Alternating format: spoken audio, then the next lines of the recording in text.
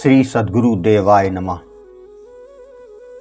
अगर आप कभी मुसीबत में हों और दिल से उस परमात्मा को याद कर दें तो ये विश्वास रखिए कि परमात्मा आपकी मदद करने जरूर आएगा। इससे कि कई घटनाएं घट चुकी हैं कि जब आदमी ने मुसीबत पड़ने पर उस परमात्मा को याद किया और वो मदद के लिए आ गया।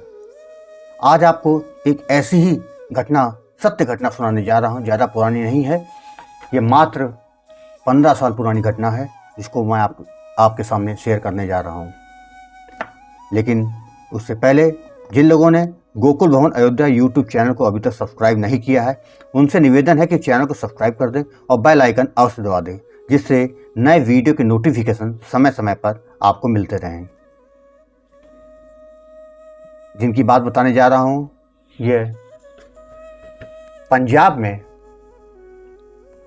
पंजाब विश्वविद्यालय से संलग्न डीएवी कॉलेज होशियारपुर में अंग्रेजी विभाग में एसोसिएट प्रोफेसर के पद पर तैनात प्रोफेसर श्रीमती पूजा वशिष्ठ की बात कर रहा हूँ। वो 26 दिसंबर वर्ष 2006 में अपने 4 वर्षीय बेटी और लगभग 65 वर्षीय नंद के साथ उत्तर प्रदेश घूमने गई थी। यहाँ उन्होंने बनारस में जाके काशी विश्वनाथ के दर्शन किए। काशी विश्वनाथ में दर्शन करने के बाद वहाँ से वाया टैक्सी वो सड़क मार्ग द्वारा प्रयागराज पहुँची। वहाँ पे उन्होंने प्रमुख मंदिरों के दर्शन करने के बाद संगम में स्नान किया, कुछ दान धर्म किए और फिर वहाँ से दोपहर बाद अयोध्या के लिए कूच कर दिया। रास्ते में अवध विश्वविद्यालय दिखा तो उन्होंने उस टैक्सी को विश्वविद्यालय की ओर मुड़वा दिया। वहाँ जाकर उन्होंने सोचा कि उप कुलपति से कुछ भेंट कर लेंगे और अन्य प्रोफेसरों से कुछ बातचीत हो जाएगी। प्रोफेसर लोग तो मिले, उनसे उन्होंने बातचीत की, अपने साझा किए विचार। फिर वहाँ लेकिन उप कुलपति क्योंकि उस टाइम बाहर गए हुए थे, इसलिए उनसे मुलाकात नहीं हो पाई। उसके बाद वो करीबन शाम के 6 बजे वहाँ से वो विश्वविद्यालय की ओर से वो अयोध्या के लिए निकल पड़ी। सर्दी का समय था, शाम के 6 बज चुके थे, अंधेरा हो गया था। उनकी टैक्सी अयोध्या की ओर जा रही थी। कुछ देर बाद घना अंधेरा छा गया और टैक्सी ड्राइवर संभवतः रास्ता भटक गया था। टैक्सी को एक घने जंगल की ओर वो लिए जा रहा था, जहाँ दूर दूर तक रोशनी का कहीं नामो निशान नहीं था, ना ही जीवन का कोई निशान था। एकदम वीरान, साए साए सी हवा चल रही थी। अंधेरे में टैक्सी भटक गई थी। अनजान रास्ता, मुसलमान ड्राइवर और 2 महिलाएं और 1 बच्ची। क्या करें, कहाँ जाएं? उन लोगों ने कुछ स्वर्ण आभूषण पहन रखे थे। तरह तरह के बुरे विचार उनके मन को घेरने लगे। किसी अनिष्ट के डर से वो अंदर ही अंदर कांप रहे थे। घोर आशंका सता रही थी कहीं कुछ हो ना जाए। वो लोग ड्राइवर को कुछ भी कहें तो वो सीधा जवाब नहीं दे रहा था। बेटी घबरा कर रोने लगी।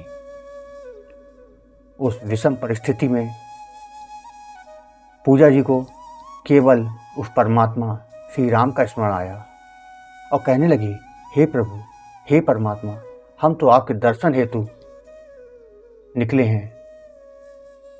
अब हम क्या करें, कहाँ जाएं? हमारी लाज रखो, तुम्हारे हाथ में है। हमारा मार्गदर्शन करो मेरे प्रभु। मेरी नंद जी भी राम नाम का निरंतर जप करने लगी। ये पूजा जी ने बताया। फिर सासा अचानक जैसे प्रभु राम ने उनकी सुन ली। टैक्सी के सामने लाइटों में से, प्रकाश से एक मानव आकृति दिखाई देने लगी, जो हाथ देकर उस टैक्सी को रोक रही थी। पूजा जी ने तुरंत तत्काल टैक्सी को रुकवाई और उन्होंने क्या देखती हैं कि 14 से 20 साल का लगभग एक किशोर रास्ता रोक रहा था। उसने पूजा जी से कहा, माता, आप कौन हैं? आपको कहाँ जाना है? पूजा जी ने उससे बताया कि वो अयोध्या दर्शन के लिए आई हैं, पर फैजाबाद से रास्ता भटक गई। वह किशोर नवयुवक फौरन टैक्सी ड्राइवर के साथ वाली अगली सीट पर जाके बैठ गया और उसको रास्ता बताने लगा। पूजा जी तो एक जैसा हतप्रत हो गई थी, उनको समझ में नहीं आ रहा था कि ये चमत्कार कैसे हुआ, बच्चा कहाँ से अचानक आ गया इस घने जंगल में। उसके दिशा निर्देश पर वो टैक्सी ड्राइवर टैक्सी घुमाने लगा और आश्चर्य की बात यह रही कि लगभग 5 से 7 मिनट के भीतर ही वह मुख्य मार्ग पर जा पहुंचे। उस युवक ने टैक्सी अयोध्या के राम होटल के सामने रुकवा दी और पूजा जी, उनकी बेटी और उनके नंद को लेकर होटल मैनेजर के पास पहुंचा। उसने मैनेजर से कहा कि ये माताएं बहुत दूर से अयोध्या दर्शन को आई हैं, इनके ठहरने के लिए बढ़िया कमरा और भोजन आदि की व्यवस्था करवाई जाए। मैनेजर ने होटल के कर्मचारी को भेजकर टैक्सी से सामान निकलवा लिया और पूजा जी और नंद जी और उनकी नंद को होटल के कमरे में सामान रखने के लिए भेज दिया। पूजा जी ने सोचा कि यह युवक शायद होटलों का एजेंट होगा या कोई टूरिस्ट गाइड और यात्रियों को होटल में कमरा दिलवा कर कमीशन लेता होगा।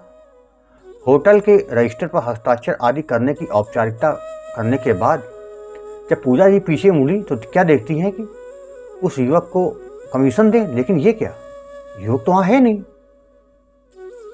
वो सोचने कि मैं धन्यवाद किससे करूँ, वो तो लड़का है नहीं। उन्होंने काफ़ी इधर उधर देखा मगर वो नज़र नहीं आया। उन्होंने तुरंत होटल मैनेजर से उस लड़के के बारे में पूछा तो होटल मैनेजर ने भी कहा मैं उसको नहीं जानता कि कहाँ से आया, कहाँ गया।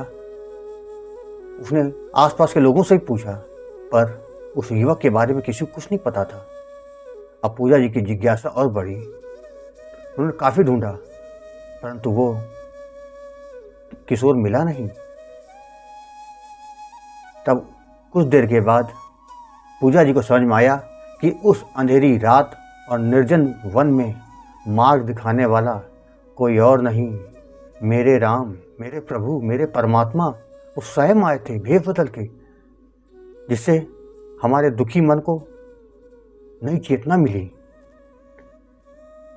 जिनके दर्शनों के लिए हम आए थे वो स्वयं हमारी मदद करने के लिए आ गए और मैं मूढ़मती उनको पहचान न सकी। पूजा जी मन ही मन बोल पड़ी, सच्चे मन से पुकारने पर भगवान स्वयं आके सहायता देते हैं, मार्गदर्शन करते हैं और वो लेकिन कोई उन्हें पहचान नहीं पाता। ये परमात्मा की कृपा है अपने भक्तों पर। लेकिन बस वही बात है ना, विश्वास करो तो परमात्मा साथ है, ना मानो तो कोई बात नहीं। जय श्री राम। भाई बहनों, आपको ये कथा कैसी लगी?